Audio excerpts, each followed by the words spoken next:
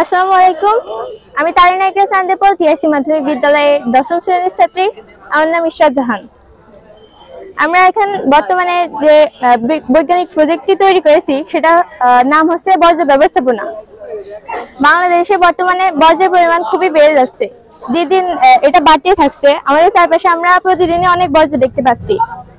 তো আমরা এই বর্জ্যকে সম্পদে রূপান্তরিত করার জন্য এই বর্জ্য ব্যবস্থাপনা প্রজেক্টটি তৈরি করেছি। তো প্রথমে আমরা এখানে আমরা সকল বর্জ্যগুলো সংগ্রহ করে এই ঘরটা রাখবো এবং তারপর আমরা এখান থেকে এই বর্জ্যগুলোর বিভিন্ন উপকরণ অনুযায়ী আলাদা করব। যেমন এখানে কাঁচগুলো রাখবো, এখানে প্লাস্টিক গুলো রাখবো এবং এখানে জৈব সার তৈরির উপাদানগুলো রাখবো। তারপর আমরা এখান থেকে আলাদা করার পর এই প্লাস্টিকের কাঁচগুলো নিয়ে যাব এই প্লাস্টিক ও কাঁচ রিসাইক্লিং ফ্যাক্টরিতে এবং এখান থেকে রিসাইকেল হয়ে যেই রিসাইকেলকৃত কাঁচ এবং প্লাস্টিক দিয়ে এখানে নতুন পণ্য তৈরি হবে।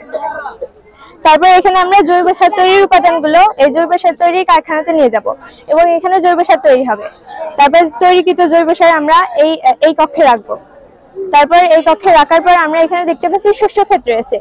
এখানে আমরা এই শস্য ক্ষেতে আমরা এই জৈব সারটা ব্যবহার করব, যেটা হচ্ছে পরিবেশ বান্ধব একটি সার, যেটা রাসায়নিক সার না এবং এটা মাটি দূষণ করে না।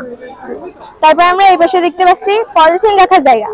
এখানে আমরা যে ময়লা আবর্জনা থেকে যে পলিথিন গুলো পাবো সেগুলো আমরা এখানে রাখবো। রাখার পরে এটা আমরা এই প্লাস্টিক কারখানায় নিয়ে যাব, নিয়ে যেয়ে এটাকে তাপ দেওয়ার মাধ্যমে আমরা উত্তপ্ত করব এবং উত্তপ্ত করার পর যখন সেই পলিথিন গুলো তরলে রূপান্তরিত হবে তখন আরো একটু তাপ দিয়ে সেটাকে আমরা বাষ্পে রূপান্তরিত করব এবং সেই বাষ্পটা এই পাইপের মাধ্যমে এখানে ডায়নামো মোটরে পৌঁছাবে এবং এখানে যে হুইলটা আছে সেটা ঘুরে এখানে বিদ্যুৎ উৎপন্ন করবে এবং এই নলের ভিতর দিয়েই এই বাষ্পটা চলে যাবে এখানে এবং সেই বাষ্পটা শীতল হওয়ার পর এখানে ডিজেল তৈরি করবে। তারপরে যে বাষ্পটুকু এখানে থেকে যাবে সেই বাষ্পটুকু এখান থেকে যেতে যেতে আরো শীতল হয়ে যাবে এবং সেটা পেট্রোলে পরিণত হবে।